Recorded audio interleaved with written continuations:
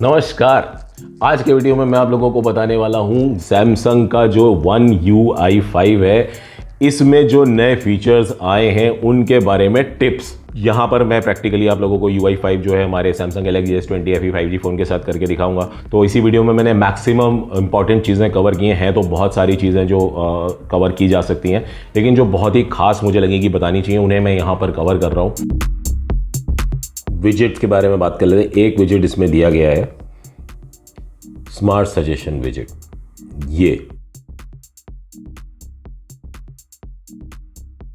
ये बड़ी अच्छी चीज़ है। यहाँ पर जो रीसेंट ऐप्स जो मैं जनरली यूज़ करता हूँ ये मुझे यहाँ देखने को मिल सकती हैं। तो ये अपने अकॉर्डिंगली हम कम ज़्यादा कर सकते हैं। जैसे कि अगर मैं यहाँ से अभी फ़िलहाल वॉल को हटा देता हूँ और इसको मैं यहाँ पे रख लेता हूँ, तो अब इसमें और जादू क्या कर सकते हैं। जादू ये कि अगर मान लीजिए इसको मैं ये फोल्ड करता हूँ तो यहाँ पे ऑप्शन दिखाता है, कहता है कि क्रिएट स्टैक। अगर मैं इसको दबाऊँ और यहाँ पे मैं कुछ भी चीज़ें डालूँ, जैसे कि मान लीजिए कि कैलेंडर डाल दिया, ऐड, फिर और मैं यहाँ पे कुछ और चीज़ें अगर मैं डालना चाहूँ और यहाँ से जा कर के मैं ऐड कर सकता हूँ। क्लॉक ऐड कर लेते हैं। ऑटो रोटेट का भी ऑप्शन है, ऑटो रोटेट भी हो सकती है। अभी ये क्लॉक है, यहाँ से मैं सिलेक्ट करूँगा, फिर ये कैलेंडर आ जाएगा, फिर यहाँ से वापस मेरे स्मार्ट सजेशंस आ जाएंगे। तो इस तरीके से मैं यहाँ पे जितने भी विजेट डालूंगा वो सारे के सारे एक के बाद एक आ सकते हैं। जो मैं चाहूँ उनको चेंज करना तो वो ऐसे ही कोई भी विजेट, जैसे कि ये है, इसमें मैं चाहूँ तो इसमें भी मैं ऐड कर सकता हूँ। वहाँ पे मैंने वो किया था। अब यहाँ पे मैं चाहूँ तो कुछ भी डाल दूँ, जैसे कि वेदर डाल देता हूँ, तो ये ऐड कर दिया। भैया गलत बटन दब गया, ये देखिए। तो ऐसे यहाँ पे वेदर हो गया और ये वापस आ गया। तो ये एक बड़ी अच्छी चीज़ हमको यहाँ पे देखने को मिल जाती है। तो अब एक और फीचर के बारे में बात कर लेते हैं। कॉन्टैक्ट्स में इमेज या वीडियो डालेंगे तो कैसे डालेंगे। तो यहाँ पर अब कॉन्टैक्ट्स में जाएंगे, जो कॉन्टैक्ट हमें चाहिए वो सेलेक्ट कर लेते हैं। तो ये मैंने एक ऐसे उल्टा सीधा नंबर डाल दिया है, इसे डायल मत कीजिएगा, आप मुझसे कॉन्टैक्ट नहीं कर पाएंगे। फिलहाल यहाँ पे एडिट पे जाएंगे। एडिट पे जाने के बाद यहाँ पर व्यू मोर का ऑप्शन देखने को मिल जाता है। व्यू मोर में जाएंगे। व्यू मोर में जाने के बाद नीचे की तरफ आते हैं, तो यहाँ पे हमें देखने को मिल जाता है कॉल बैकग्राउंड। तो कॉल बैकग्राउंड पर दबाते हैं तो यहाँ पर अभी ये ऑप्शन देता है कि select a picture or video to show when you make or receive calls. तो अब हम करना क्या होगा, अब जैसे ये तो बाय डिफ़ॉल्ट दिखा रहे हैं, यहाँ पर बैकग्राउंड में जाते हैं। बैकग्राउंड में जाने के बाद ये डिफ़ॉल्ट वाला था, अब हमें यहाँ से ऐड करना है। ऐड करने के बाद जाएंगे कि पूछ रहा है कहाँ से करना है, तो सेलेक्ट फ्रॉम गैलरी कर लेते हैं। सेलेक्ट फ्रॉम गैलरी में मैंने कोई वीडियो बनाया होगा उसका ये दिखा रहा है फाइल, चलो ये ले लेते हैं। तो अब जब भी इस नंबर पे कोई कॉल आएगी तो यहाँ पर ही मेरा वीडियो ऐसे चलने लग जाएगा। तो ऐसे आप कोई भी वीडियो आपको जो चाहिए तो वो आप लगा सकते हो, या कोई इमेज अगर डालनी है तो आप वो भी डाल सकते हो। तो इमेज अगर हमें चाहिए तो जैसे कि मान लीजिए कि मैं अपनी ये इमेज लगा लेता हूँ, तो ये इमेज ऐसी पूरी कॉल पे हमको पूरी फुल स्क्रीन में दिखाई देगी। तो ये एक बड़ा ही ज़बरदस्त फीचर हमें यहाँ पे मिल जाता है। फिर हमें कुछ करना नहीं है, सेट एज कॉल बैकग्राउंड कर देंगे, हो गया हमारा कॉल बैकग्राउंड सेट। तो जब भी इस नंबर पे कोई कॉल आएगी तो हमको वो बैकग्राउंड देखने को मिल जाएगा सेव करने के बाद। अब बात करते हैं एप्लीकेशन के स्प्लिट स्क्रीन की। तो जैसे अभी ये कैमरा एप्लीकेशन थी, इसको अगर मैं सेलेक्ट करके रखूँ और नीचे की तरफ लाऊँ, देखिए यहाँ पे ये कह रहा है ड्रैग हेयर टू ओपन, और या फिर ऊपर की तरफ लेके जाऊँगा तो ऊपर की तरफ पूछ रहा है कि यहाँ पे रखनी है। तो मुझे जिधर भी रखना हो कैमरा मैं वहाँ रख सकता हूँ। चलिए मैंने कैमरे को ऊपर रख दिया। अब मुझे कुछ और खोलना है, मान लीजिए मैं गैलरी खोल लेता हूँ, तो अब मुझे यहाँ से कोई फ़ोटो वोटो लेनी होगी तो वो भी मैं ले सकूँगा। और नीचे यहाँ पे तो मतलब स्प्लिट स्क्रीन का भी यहाँ पे काम बहुत बढ़िया तरीके से हम कर सकते हैं। इस तरीके से हम इसको छोटा या बड़ा भी कर सकते हैं जहाँ पे भी हमको स्क्रीन रखनी हो। और मान लीजिए अभी हमें सिर्फ कैमरा ही चाहिए और हटा देना है, तो उसको नीचे कर देंगे तो सिर्फ कैमरा ही हमारा ओपन रह जाएगा। इस तरीके से जो भी एप्लीकेशंस हम चाहें वो स्प्लिट कर सकते हैं। अच्छा, वो नीचे से गेस्चर का जो लोग अभी जैसे मैंने यहाँ पर ये ऑन किए हुए हैं, तो अगर आपके फ़ोन में गेस्चर ऑन होगा ना तो आप ऐसे 2 फिंगर स्लाइड अप करेंगे तो भी आपका क्या बोलते हैं कि स्प्लिट स्क्रीन का ऑप्शन आपको यहाँ देखने को मिल जाएगा। और एक चीज़, जैसे कि अगर ये है, इसको मैं पॉपअप करना है तो मैं बीच में छोड़ दूंगा तो पॉपअप हो जाएगा। तो जैसे कि अभी मैं इसको फिर कहीं पे भी ले जाके रखना चाहूँ तो रख सकता हूँ। तो इस तरह से भी हम कर सकते हैं। जैसे पॉपअप विंडो बना ली एक, और एक और अगर हमको चाहिए तो वो भी हम यहाँ पे कर सकते हैं। तो इस तरह से हम पॉपअप विंडोज़ बना सकते हैं अपनी। ये हमारी यहाँ पे खुली हुई है, ये हमारी यहाँ खुली हुई है, तो पॉपअप विंडोज़ भी इस तरीके से क्रिएट कर सकते हैं। तो अब बात कर लेते हैं लॉक स्क्रीन की। लॉक स्क्रीन को अगर एडिट करना हो तो कैसे करेंगे। अब ये कहता है कि यहाँ पर पिन डाल दो तो उसके बाद ये खुल जाएगा।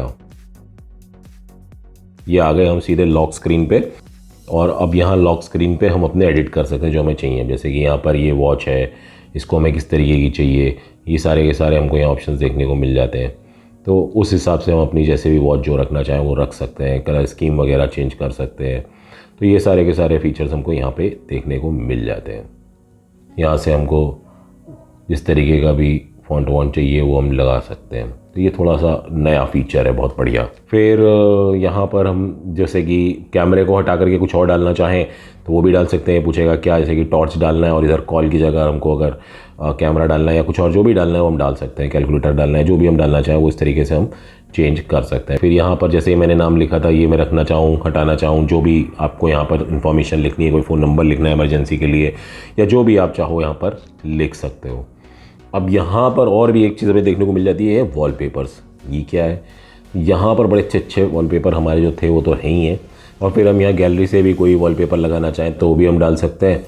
जैसे कि अगर मुझे ये चाहिए तो मैं ये डाल लेता हूँ, तो ये देखिए यहाँ पर हमारा गैलरी से वॉलपेपर लग गया। और भी एक चीज़ है, जैसे कि अगर हम नीचे जाएं तो यहाँ पर ये वॉलपेपर सर्विसेज दिखा रहा है, तो यहाँ से हम चाहें तो डाउनलोड कर सकते हैं और जो भी हमारे पसंदीदा हैं, जैसे कि अगर हमें एनिमल्स पसंद है तो हम यहाँ से डॉग और कैट्स ले सकते हैं। तो जो भी हम लेंगे वो ऑटोमेटिकली रिफ़्रेश करेगा उनको, तो यहाँ से हम चाहें तो उन्हें डाउनलोड कर सकते हैं, ऑटोमेटिकली रिफ़्रेश कर करके हमें नए नए वॉलपेपर्स लगा के दिखाता रहेगा।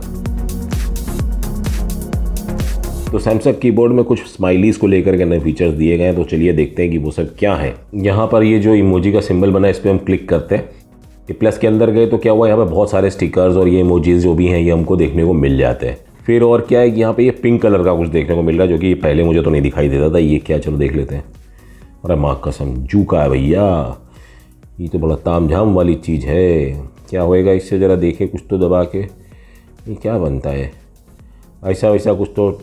ये सब कुछ अलग तरीके के इमोजीज़ है जो कि मेरी समझ के तो बाहर है, बट जो भी है ये भी एक फ़ीचर है कि यहाँ पर आप इस तरीके का कुछ हो तो मुझे भी ज़रा आप कमेंट सेक्शन में लिख के बताना कि भैया ये है क्या। तो अब यहाँ पर अगर हम आए तो देखिए ये डबल इमोजीज़ का कुछ एनिमेशन हम क्रिएट कर सकते हैं। कैसे करेंगे, चलिए मान लेते हैं कि एक ये ले लेते हैं स्माइली और ये वाला हटा लेते हैं, और ऊपर की तरफ यहाँ पे लेते हैं ये वाला स्माइली। अब इसको एनिमेट करते हैं, ये देखिए इसमें ये एनिमेशन स्टार्ट हो गई। तो एक ये इस तरीके का बन गया। फिर यहाँ पर सारे ऑप्शंस आ जाएंगे बहुत सारे कि क्या किस तरीके का आप स्माइली यूज़ करना चाहते हो। अब एक और फीचर है इसमें, जैसे कि मान लीजिए कि अब हम यहाँ पे कोई पिक्चर देखते हैं और जाते हैं यहाँ पे एडिट पे, और एडिट पे जाने के बाद स्माइली पे जाते हैं, स्माइली पे जाने के बाद स्टिकर्स पे जाते हैं, स्टिकर्स पे जाने के बाद यहाँ पे नीचे जो फ्लावर जैसा बना हुआ है इसको दबाते हैं। दबाने के बाद ये कहता है ऐड, यहाँ से मैं कुछ ले लेता हूँ।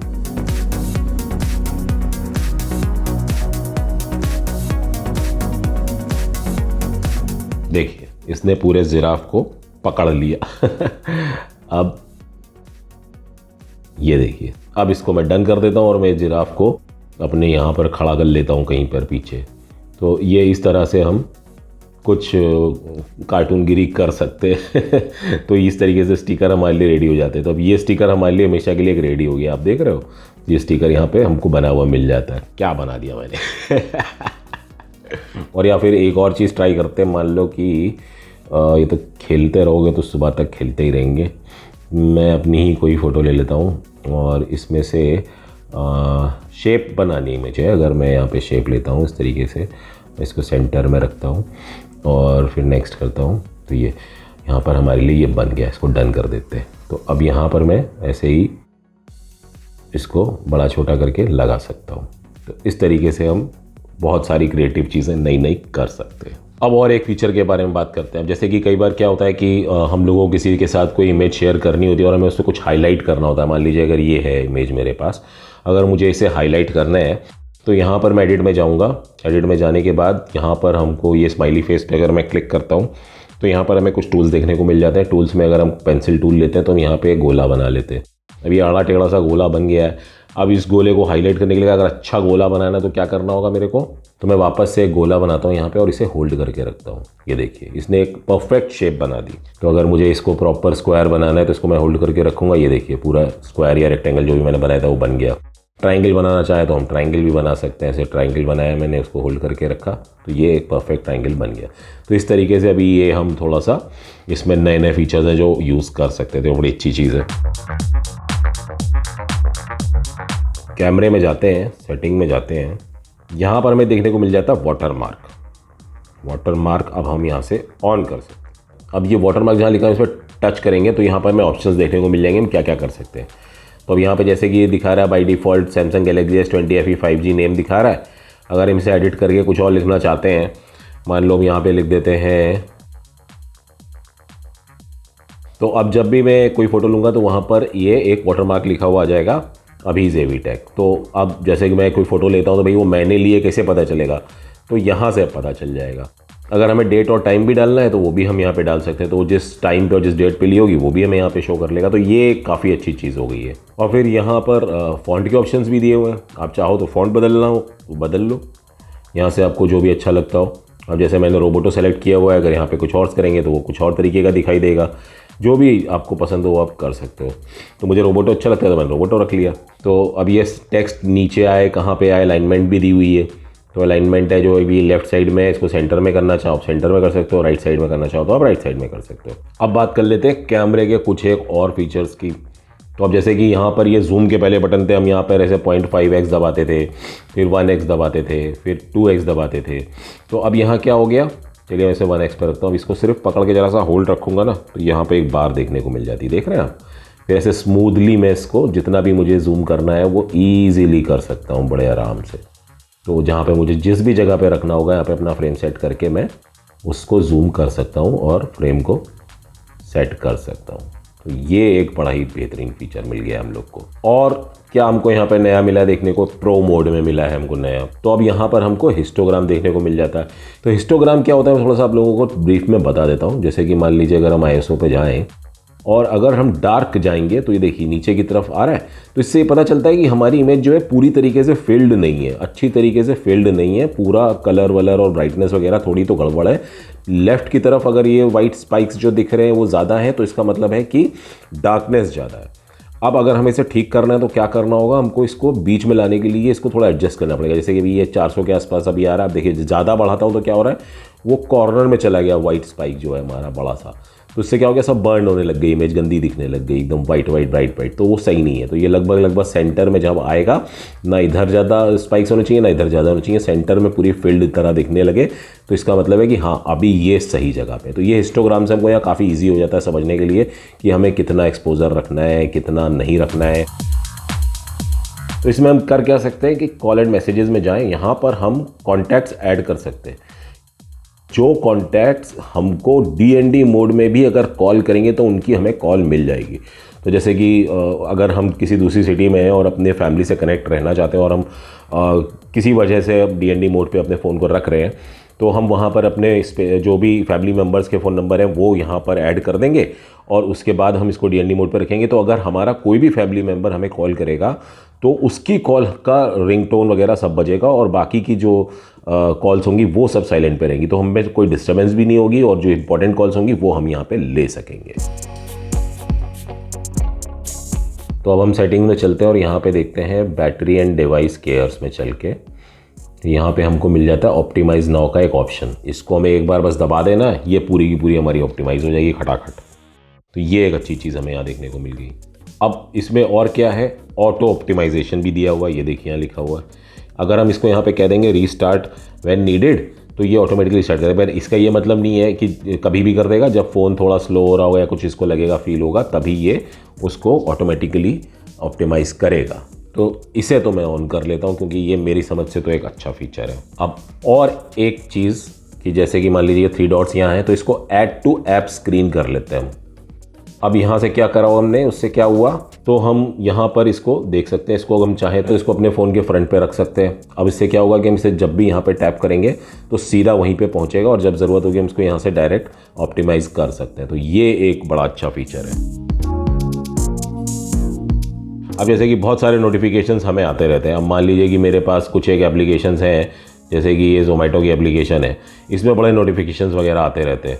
तो अगर मुझे वो नहीं चाहिए तो मैं क्या करूँ, मैं यहाँ जाऊँगा इन्फो में, यहाँ नोटिफिकेशन में, यहाँ पर अब हमको ये ऑप्शंस देखने को मिल जाते हैं कि पॉपअप अलाउड। फिर लॉक स्क्रीन पे हमको चाहिए नहीं चाहिए वो भी हम देख सकते हैं कि भैया लॉक स्क्रीन पे चाहिए नहीं चाहिए। बेज जो डॉट बना रहता है ना, तो ये मैं रिकमेंड करूँगा ये ऑन रहने दें, बट ये पॉपअप जो एप्लीकेशन में नहीं चाहिए वो हम यहाँ पे कर सकते हैं। तो इस तरह से अब हम सेलेक्ट कर सकते हैं कि हमको क्या चाहिए और क्या नहीं चाहिए हर एक एप्लीकेशन का। अब यदि आप लोगों को मेरा ये वीडियो अच्छा लगा हो तो भैया नीचे जो लाइक का बटन है उसको प्लीज़ दबा दीजिएगा, और जो नीचे कमेंट सेक्शन है वहाँ पे कमेंट करके बताइए कि आप लोग और किन टॉपिक्स के ऊपर वीडियोस देखना चाहते हैं, जो कि हमारे UI 5 से जुड़े हों या फिर और भी किसी भी टॉपिक से जुड़े हों, उनके बारे में आप लिखें। फिलहाल मैं आप लोग से आज्ञा लेता हूँ। आप लोगों का बहुत बहुत धन्यवाद।